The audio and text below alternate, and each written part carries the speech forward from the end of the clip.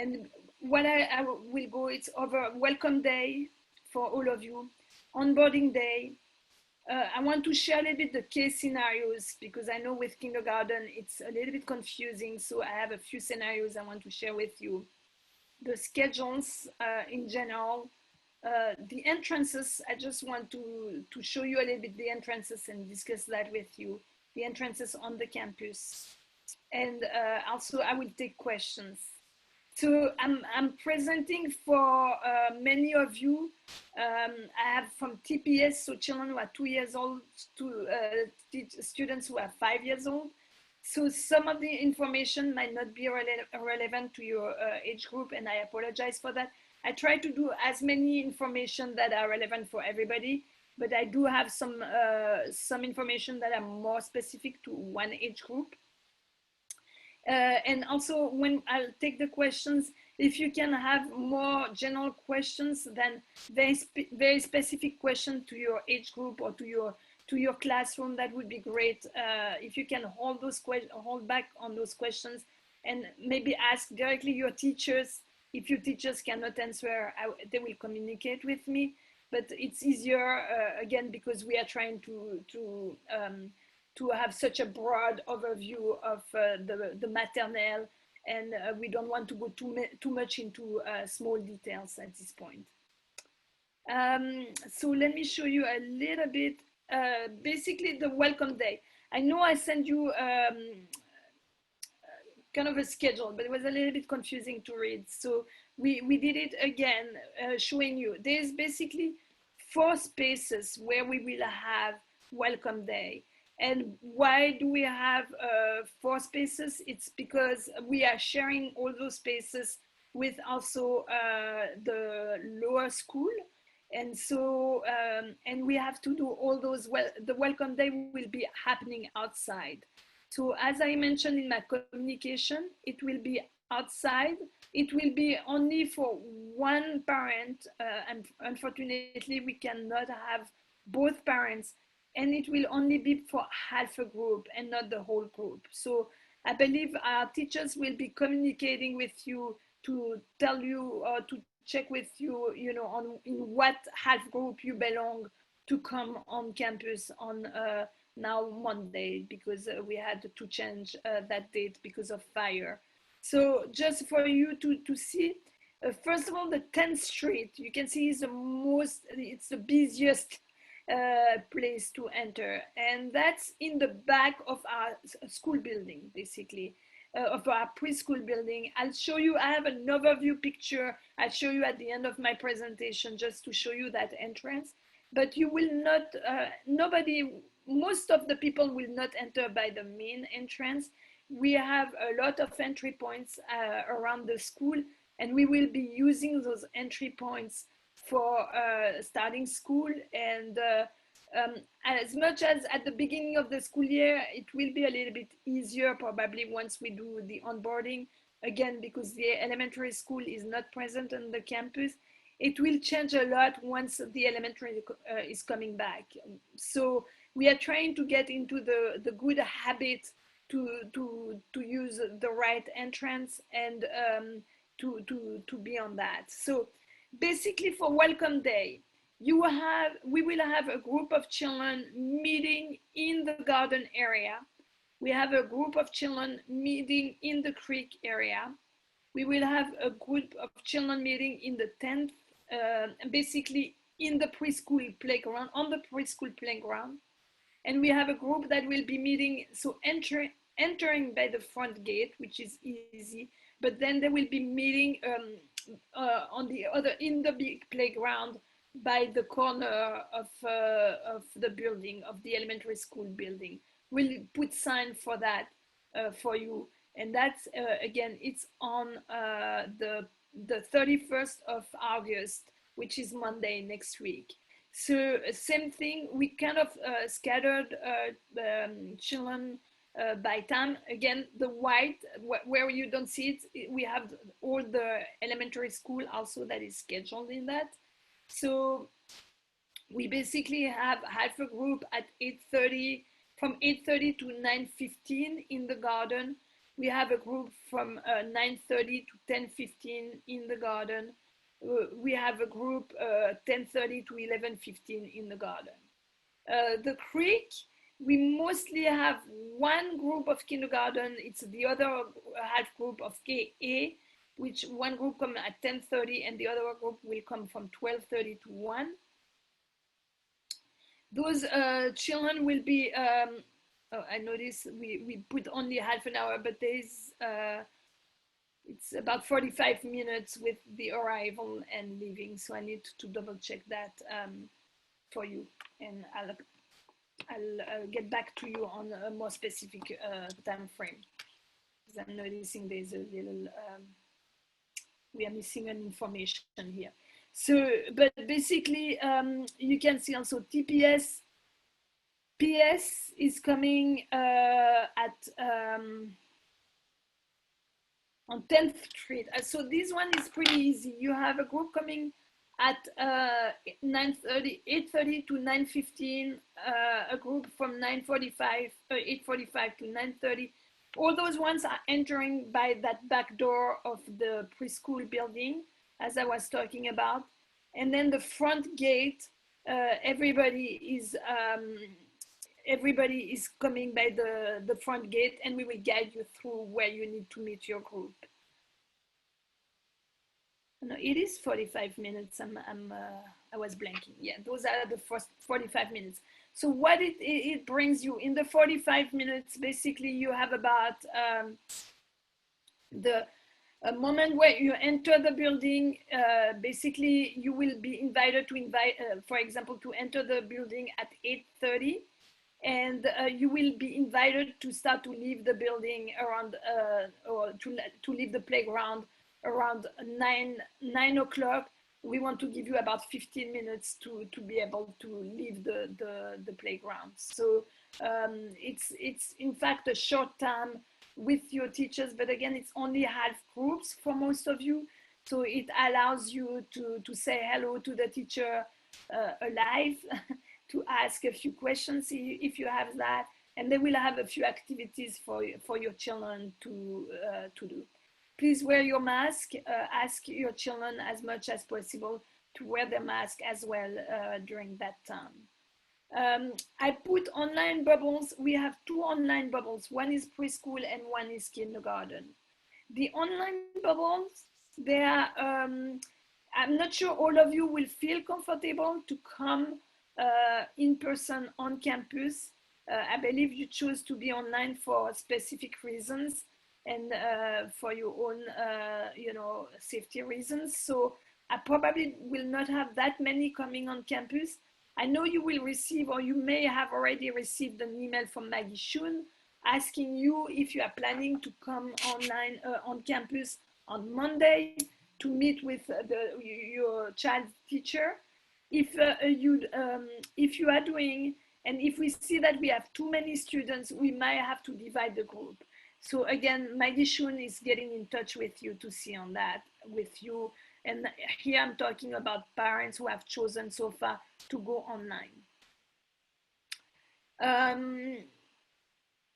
And you will again receive more information from your teachers with more details specific to your classroom, probably a reminder of the schedule at what time, and a little bit more details on what's happening on that day.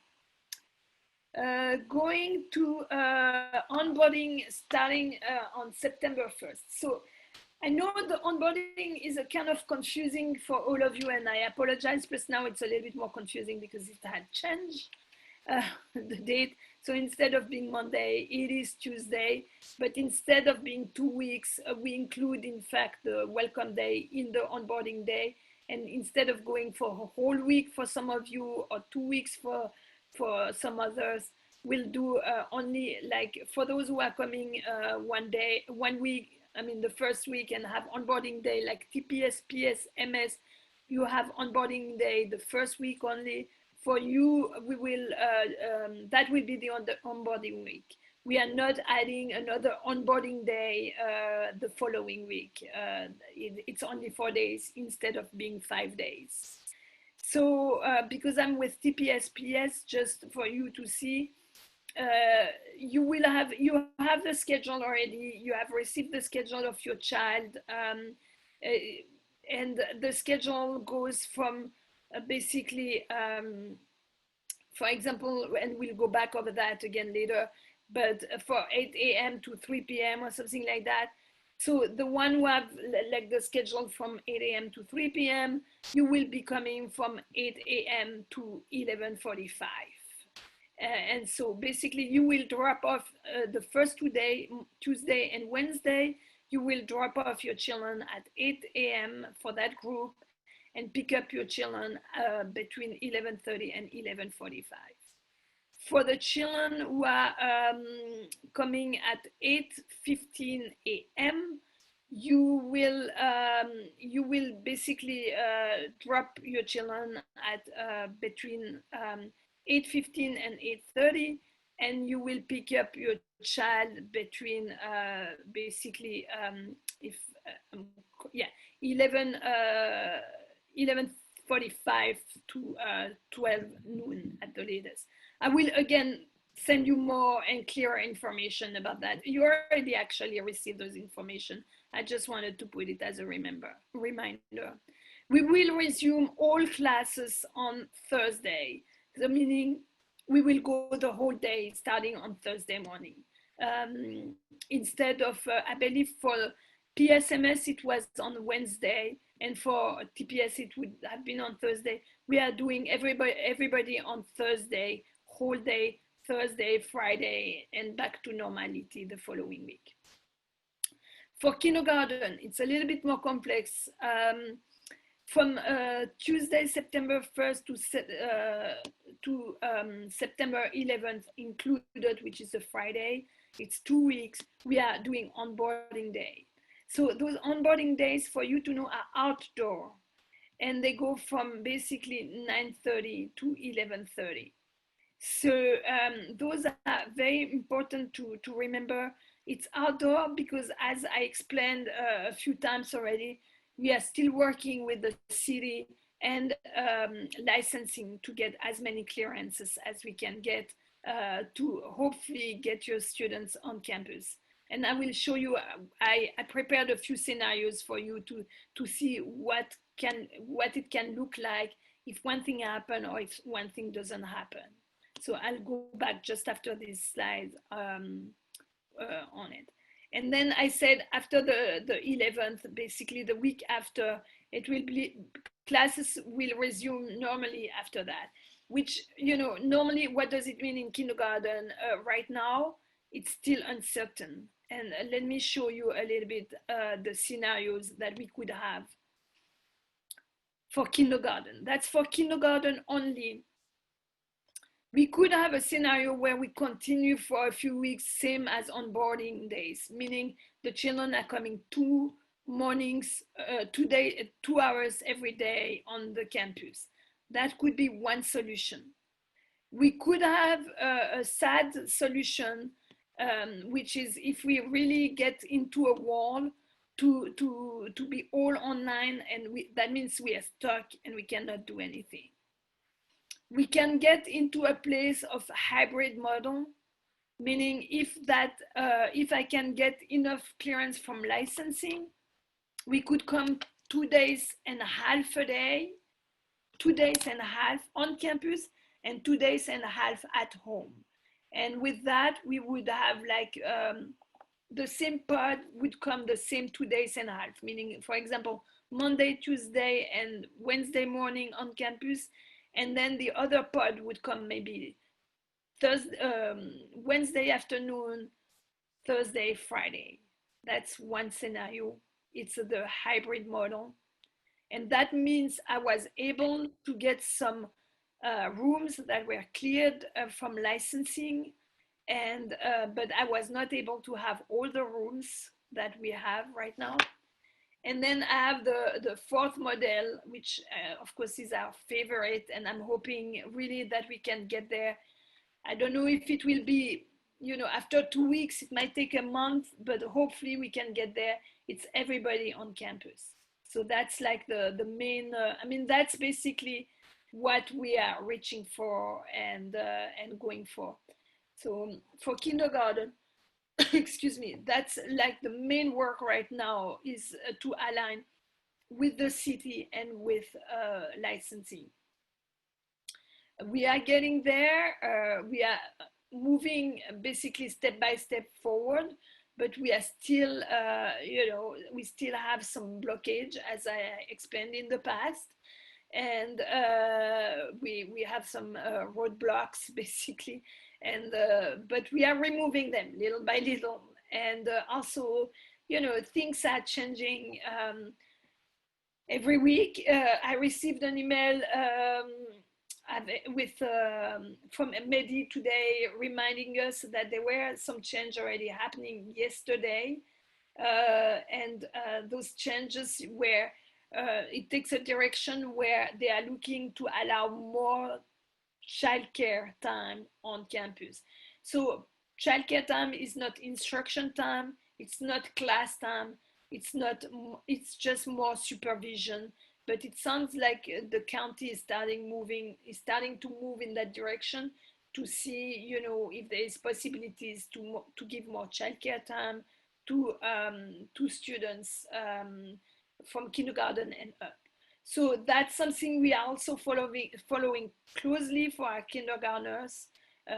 We are looking at those guidance. We are looking at them, analyzing them, and see what makes sense and how it works. But again, for the parents who chose to come on campus, I want you to know that our commitment is to try to have the children on campus as you need that to happen. But I can again not promise, because I'm waiting still for things from the city of Berkeley and then from licensing. I get like a few move at the level of licensing, which was good, but now licensing is also submerged by so many people, trying to clear some of their space, that it's taking more and more time also to get appointments. So, I mean, we ask them for an appointment, they have to come back to us, but we have been proactive in asking, can we get this appointment? And in the meantime, we are trying to just get everything in place and all our ducks aligned. Regarding the schedules, so I wanted to clarify the schedules. I know you receive, for example, a schedule from 8 to 2:45. So what does that mean? Basically, from 8 to 8:15, you can drop your child. From 2:45 to 3, you can come to pick up your child.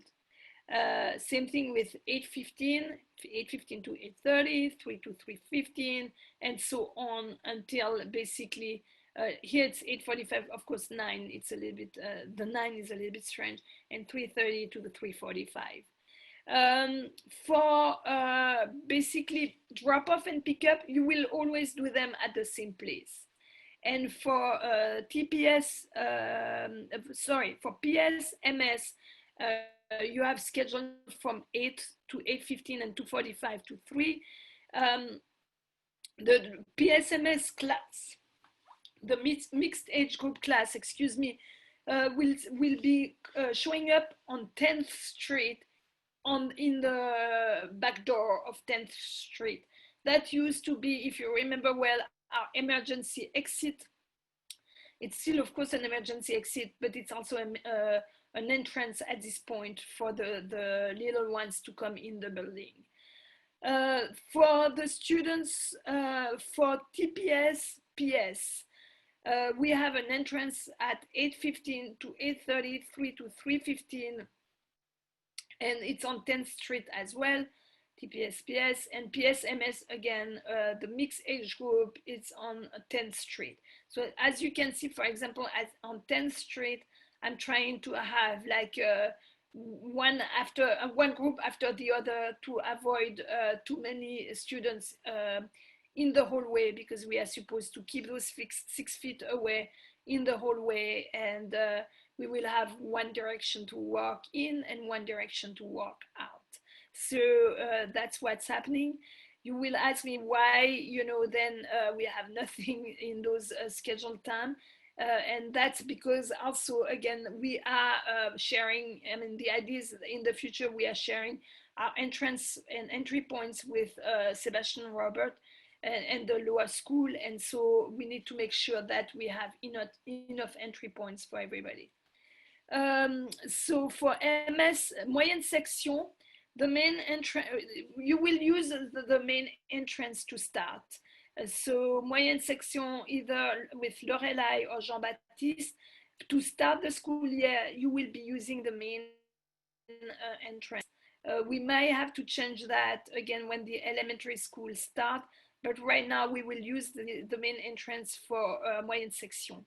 And then for kindergarten, you will use the entrance, the big gate by 9th, on the 9th Street, excuse me, the big gate that is on the playground. And I'll show you, I took a picture from above to a little bit show you how it looks like. So let me go hopefully to that, yeah. So here, as you can see, we have 10th Streets that way, we have 9th Streets that way, and of course we have Heinz Avenue right here. That building here is the elementary school. We have, of course, you know, the preschool playground, the elementary school playground, the tarp area, our basketball playground that doesn't look like that these days. I will talk to you a little bit more about that, and our soccer field playground, right? So basically, the one we're coming on 10th, again, you will be dropping your children by that back door here. The children from moyenne section, it's easy, you come back by the main entrance. And the children who are from kindergarten right now, you will be entering by the big gate that is the playground gate, okay? And that's how you will enter the campus, and that's also how you will leave the campus. You will leave the campus by those entry points.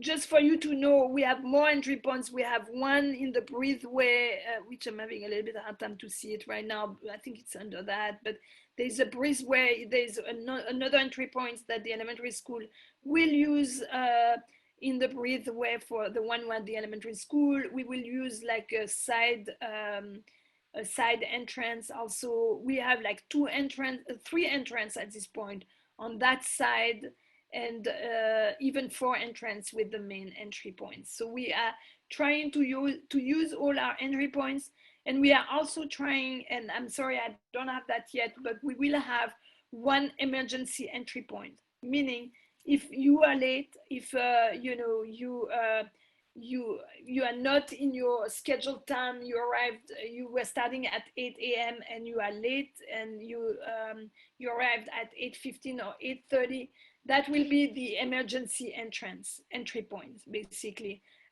We will ask you not to try to get your child in the entry point that you have on your schedule, just because at this point we have another group, another bubble that is entering. So we need to make sure that that bubble is staying, you know, clean and clear. It's that bubble and no other in between. So I will tell you which emergency entry point we will identify to start school. So if you are late, you will go directly to that place. Somebody will be there. Again, at each entry point, you will have somebody taking your child's temperature and making sure that you have, you know, fill out the health checklist that you have on your application, Kala, and also, and then take your child and bring your child to his or her classroom. When I'm talking about that, I am not talking right now about TPS, PS students, the one who are in the classroom, TPS/PS students. We will probably with Florian, and I think Florian might be on this Zoom call. She told me she would be present, so I'll give her, she will be able to talk a few minutes, but we are trying to organize with Florian probably a specific meeting with the parents from TPS, PS, with our younger students. We know it's scaring, and we want to make sure we can explain everything we are doing for the little one. I'm talking about children who are 2 and very, very young, 3 years old. So we'll get back on that one more specifically. Sarah, would you like to say something about the screening at the entrance, maybe? Yes, it's not Kyla, it's called Ravna that we have for the students. It's not an app, it's a web-based survey that you'll be filling out. Mayor and I are working on it right now, and we'll send you a communication about it once we have it fine-tuned. But it'll just be a list of questions. It'll be about what if you have any of the symptoms that we're most concerned about. I think it asks for your temperature. If anyone in the family has traveled within the last 24 hours, we're working on customizing some of those questions right now. So what you'll do every day is you can do it from home. You fill out those questions, and then I believe they give you a QR code that we're going to scan when you come to the door. I'm not quite sure about that, but in any event, when you fill out those questions, it goes straight to us that you're cleared to go to school. Your child is. So thank you, Sarah, for, I'm glad you are here. Sorry, Kyla is for the teachers, and apparently, yeah, for you, you have something different for the parents. But the teachers, again, have to do a similar thing, and they have an app on their phone, basically, that they have to fill up every morning, same thing, same requirements about their temperatures and everything. Also, all the teachers will be screened at the entrance like you are. And again, we'll take the same precaution, meaning basically at the beginning, zero tolerance. I think I can safely say that. Runny nose, cough, these kind of symptoms will be monitored, and if we see anything like that, we need to ask you to come to pick up your child as quickly as possible. As the year goes, we might be able to relax some of those rules, uh, especially for children who probably have some allergies or some, chronic cold or whatever that are common symptoms too, and look like COVID. So we'll be looking at that as the year goes. But at the beginning of the school year, we really have no tolerance for any of those symptoms. It's again protecting our teachers, protecting the other students in the classrooms, in the bubble. So we want to make sure, and we know it will be inconvenient for a number of you, and we apologize again about that. We appreciate for you to understand that we work as a team. It has nothing personal when we have to ask you to take your child home, but it's really that we are worried for the health of the rest of the bubble and the teachers. So we'll continue, to look at that and to monitor that. And again, I know rules keep changing, regulations keep changing. So we might be able to also get more relaxed with the school year, and also more relaxed because we start to know you and we know some of those symptoms. And now we get maybe a clearance from your doctor that say that child has either chronic cold or some allergies, and then we can relax. But at the beginning, we will be very tied up and not relaxed at all about those kind of regulations. Um, what else do I need? Is there something else, Sarah, that you think we should add on that one? One thing I do want to add is please make sure you've done all of your online forms. What I'm mostly worried about is the emergency contact form, because if we can't reach you and your child falls ill, we need to be able to reach somebody to come and collect your child. So it's always a good idea to have another EB family as one of your emergency contacts. You can always update that list during the year, but please give at least 2 or 3 people and their contact numbers for us to call if something happens. Thank you, Sarah. Sebastian, I know you are still here. I don't know if you hear me. Did I miss something, or is there Is there something else you would like to add? I know we work a lot as a team with Sebastian, but it's possible I missed something. Can you hear me, Sebastian? I know he's getting ready also for his own presentation in about 15 minutes, so maybe he's not really there anymore. Mirza, also, I don't know if you are here. I know, Mirza, a lot of your team members will be screening at the entrance. They will be the one who will be helping with the screening. Do you have anything else you want to add, Mirza? I guess, well, just bear with us as we learn the process. The first few days will likely be slow. We could have some lag time as we're all learning, but it'll be hopefully pretty efficient. And there'll be one of my staff will be screening, one of my staff will be assisting children to the classrooms. Yeah, and that's as much information as I have for you on the screening process specifically. Yeah, be prepared, everybody. It's going to be an interesting time, but we have the systems in place. So I think the hardest thing might be is when you do get that phone call in the middle of the day, maybe that says, your child has a temperature, you got to come. So kind of be prepared for, we used to, keep the kids if they had a little sniffle or, they seemed tired. And, all these things are going to be red flag warnings. So be prepared to, stop what you're doing and have to go get your child, and I think it's going to take a lot of heart and triumphant spirit for us all to keep going because there's going to be the tests that you have to get potentially back on campus and things like that. So we're trying to keep everybody safe. That's the bottom line. So bear with us as we do that. Thank you, Mirza. And yes, as Mirza was saying, I mean, we will have to contact you right away if somebody is sick.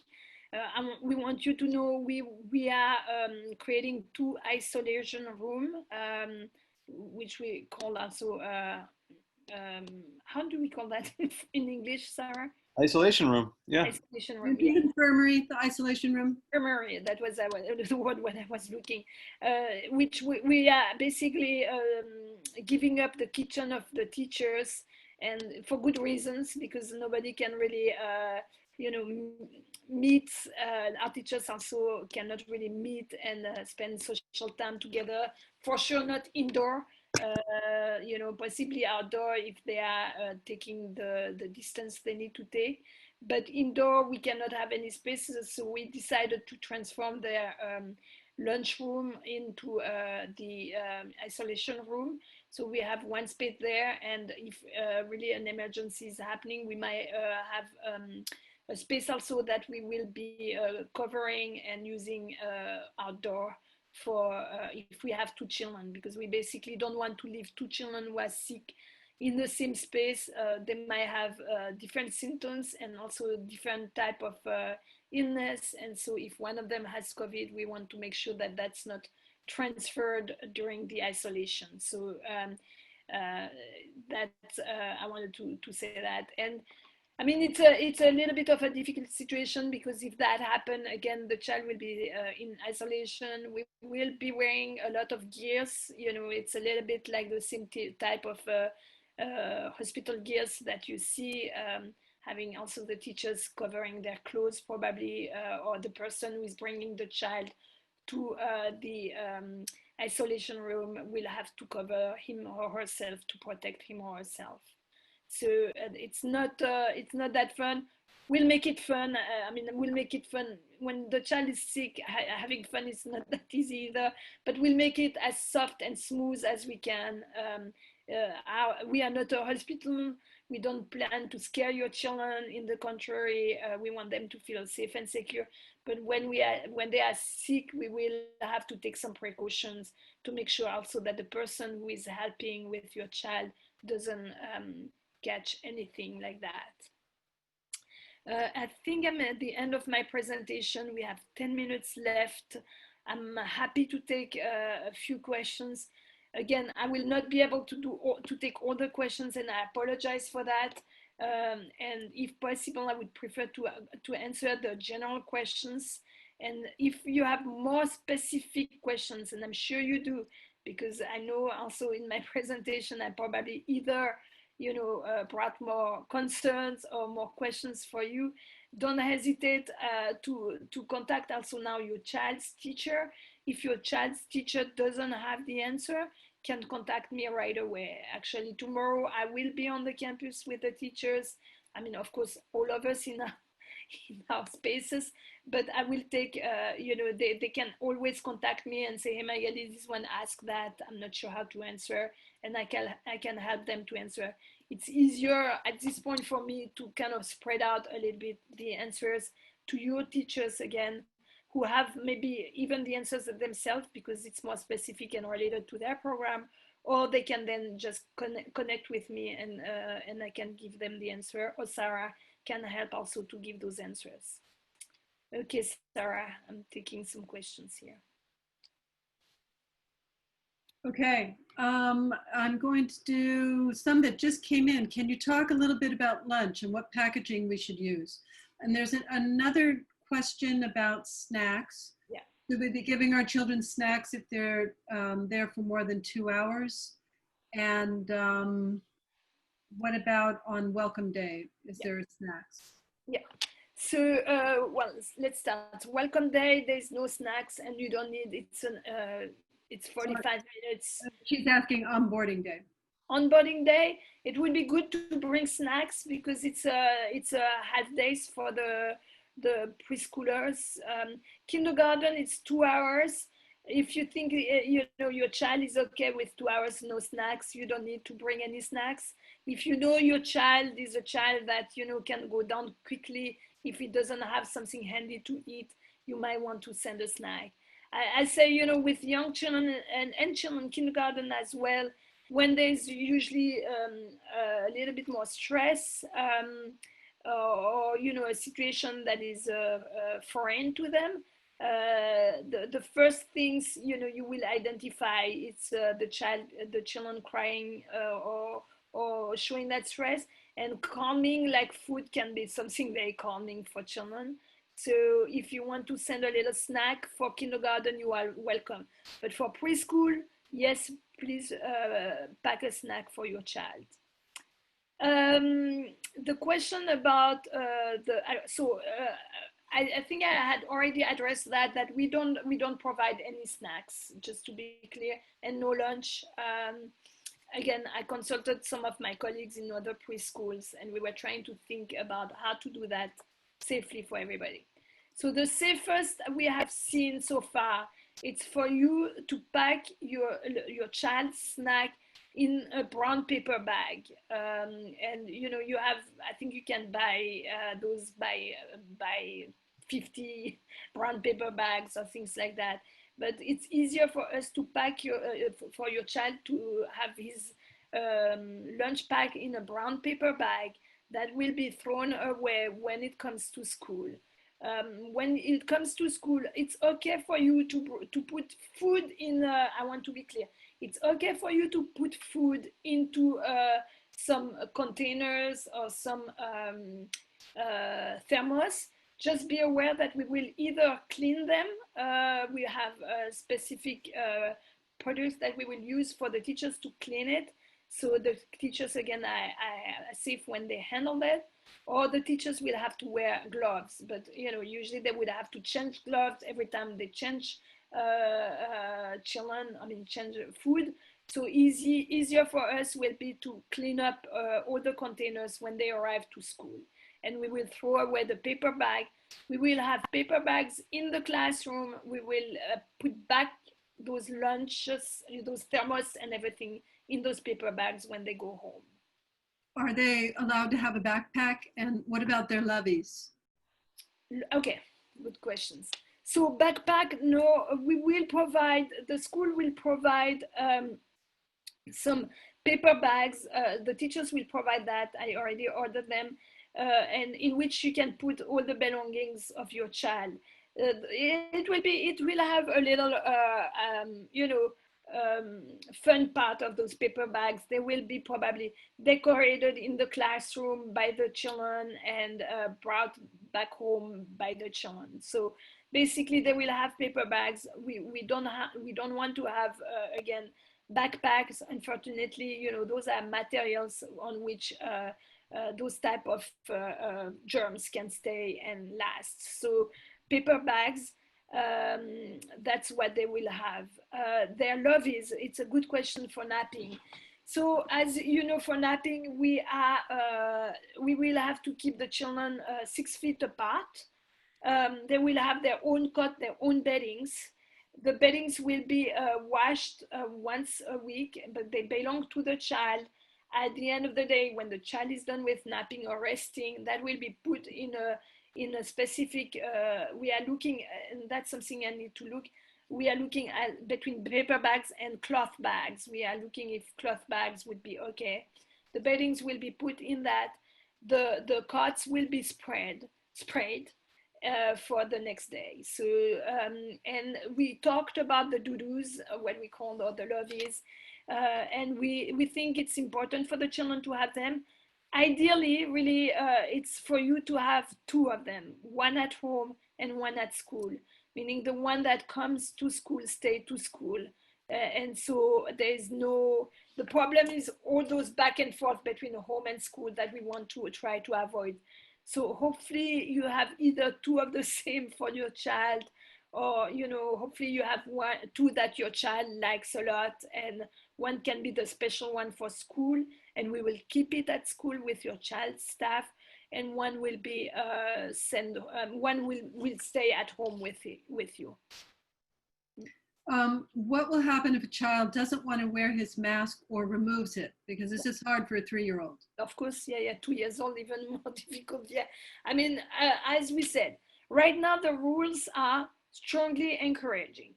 So any changes, beginning of the summer, they said preschool, no problem. Elementary school starting to K up, you need to have the children wearing a mask. Now they are telling us, preschool, it's important. Below the age of 2, you don't need a mask. Over the age of 2, it's strongly encouraged.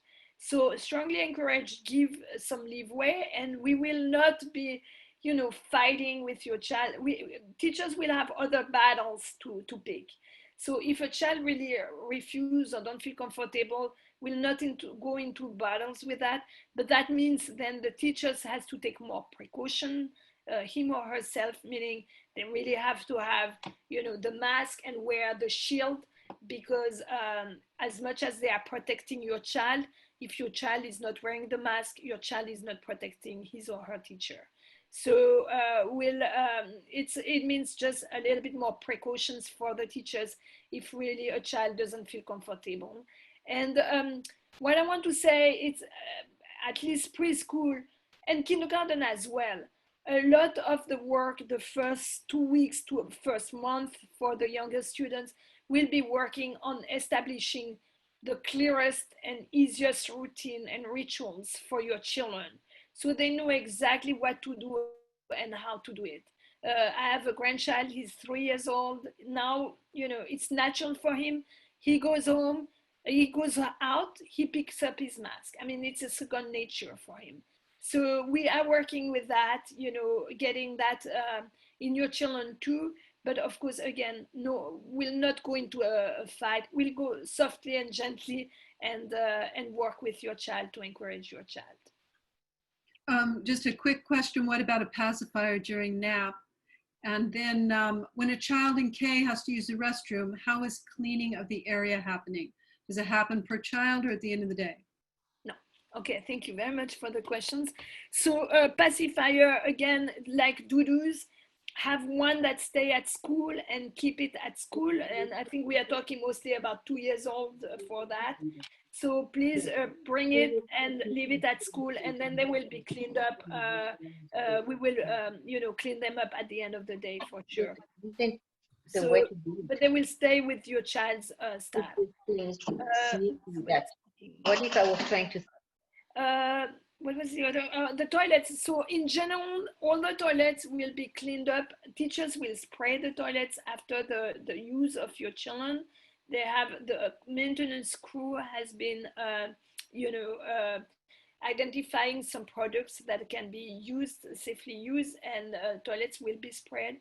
But also that's where most of our maintenance crew is going. It's about cleaning toilets, bathrooms, outdoor spaces. Like for me, that makes me think I need to send the schedule. But like the preschool outdoor space will be cleaned up after every use, meaning every half an hour there will be a 15 minutes of cleanup. Our maintenance crews is really working on that. So it will be a collaboration between the staff and between our maintenance crews. Our teachers already, you know, we spend a lot of time to working on safety procedures and hygiene with our teachers. They had some training at that level. Also, a lot of a lot of documents to read. Like you do have a lot of documents to read as well. Teachers had a lot of documents to read, and I still, you know, we are in close touch and discussion about specifics ourselves when they come up. Teachers these days, you know, they are now in their classroom and present, and so now some questions come up and they contact me and ask me those questions. What does the first day of school look like for online learners? So online learners, you had a presentation from Maggie Shun, but basically we will do also some onboarding days for online learners. And you should have gotten a communication from Maggie Shun, but if you haven't, I will check on that. But basically, my understanding, if I remember correctly, it's online start the first week mostly in the morning, easy, an easier, lighter program. Same thing that on campus, a lot of work on learning to know your children, you know, developing the same thing, a trusting relationship even through Zoom. That will be, there will be more activities about building yeah, those trusting relationships. So if I remember well, first week starting gently online in the morning, and then second week, you know, we bring one notch further for online remote learning, basically. What happens if the teacher of our child's pod gets sick? Will there be a replacement, or will the whole pod convert to online learning immediately? Number one, it depends, you know, when we see that, and I think what kind of sickness the teacher has. If it goes toward COVID, of course, that would mean, sadly, that we might have to shut down the bubble. That's the idea of having the bubble. If a child or a teacher is diagnosed with COVID, then, you know, that bubble will close. If it's just symptoms like we usually have, they will have to be tested and see what's happening. And then in the meantime, usually there will be a sub. That's why also we are working with Mirza's team. There will be always somebody they know around. So basically, just to give you an example, we take Joe, who is really known and will be working in preschool. Joe is between two pods, but let's say that somebody is sick in the middle of the day, and we have like a child to isolate that person and send that person home. Joe will immediately step in and help out that specific bubble. In the meantime, we will look at for help, but we will also look at what are those symptoms from the teachers, and do we need to worry about COVID. So is that all, Sarah? I think you could even better answer to that. Sorry, guys, I have to go to the next town hall. Yeah, bye-bye, Mirza. Thank you, Mirza, for coming. There are a few more. I can send you the questions, and you can send out a quick email answering some of these. You know, they're pretty general. Yeah. One more question: assuming kids get sick a lot, for kids that have to stay home, will there be distance programming available? Yeah. So first of all, if the bubble is shutting down, right, then it's moving online. So we are starting, if we have to close down a bubble for 2 weeks because there is a COVID case in the classroom, in that bubble, then that start online with the teacher. If the teacher is sick, it's done online with a sub for those 2 weeks. Now, and just for you to be ranchers as well, we have a list of subs that we know at EB, and those subs have been also tested like this week with our staff. So what I mean, it's they're in the same loop than everybody else. If a child is sick quite often, and I think here we need to have a discussion together and maybe decide to transfer that child into remote learning if it's something that might be easier for the child. So that would be a discussion with the family and with the possibility of having that child going remotely, because I mean, if your child is sick, your child is missing school, so that's often it becomes difficult. So we would have a conversation. The problem is if your child is sick often, I cannot, and is not or she's not part of that bubble, that remote bubble. I cannot have somebody doing some teaching to your child on the side, and that's where the problem is. So that's why we will have to then identify if we change that child to a remote learning, where then your child can get the teaching he needs or she needs. Is Friday still materials pickup day? I didn't hear otherwise. So did you hear otherwise, Sarah? I did not hear otherwise. No, I don't know. I know I was supposed to have a phone call with Mayor today, and I haven't heard from him. I would think it's staying, but I will check that with our IT manager, and if that has changed, I will ask him to communicate as soon as possible with you.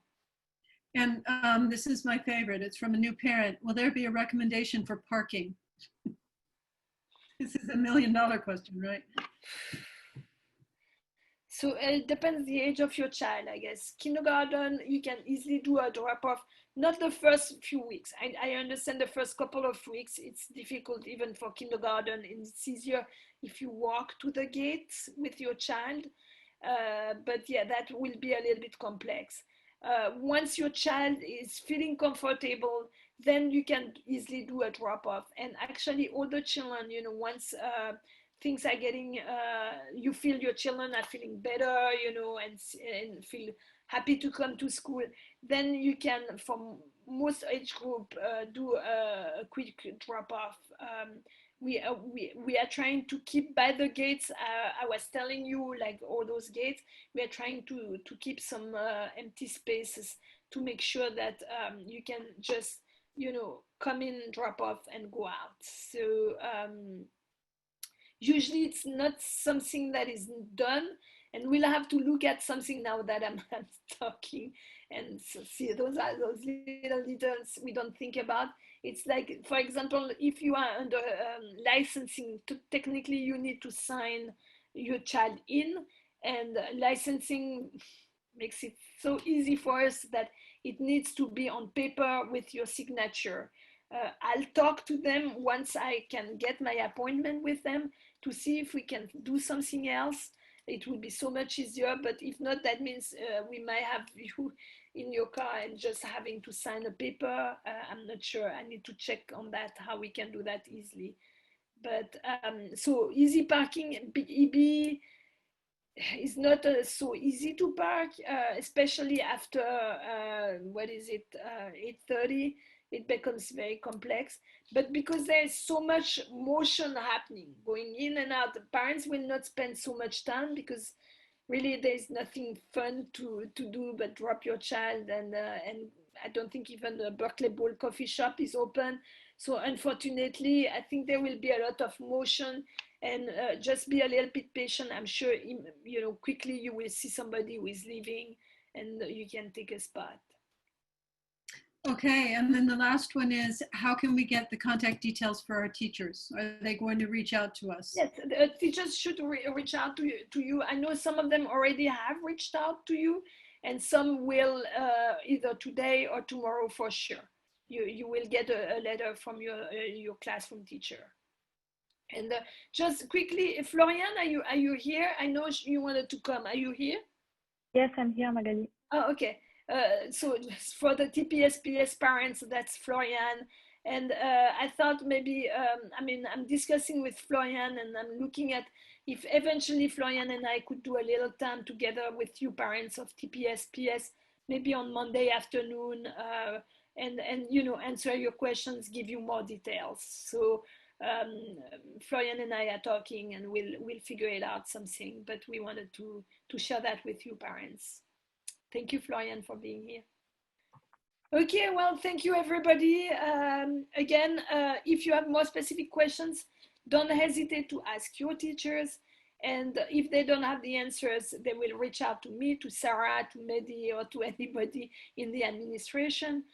You will see us a lot around the campus as well. I mean, for me, I will be most of the days on campus, but also we are trying to have administrators present on campus, and they will be helping out with, especially with drop-off and pickup, because we know it will be a little bit difficult. At the beginning, it will be very easy because we don't have the elementary school. I'm sorry, but once the elementary school starts, that will become more complex.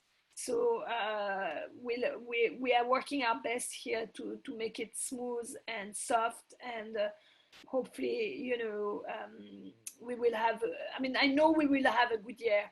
I know once that year starts, it will be totally fine.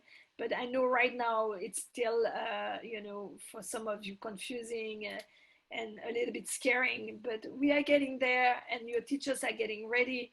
And once your teachers get the handle of your class, of your child and the class, it's a smooth ride, I promise you. So, you know, try to rest in peace, you know, take some deep breath. We all need to.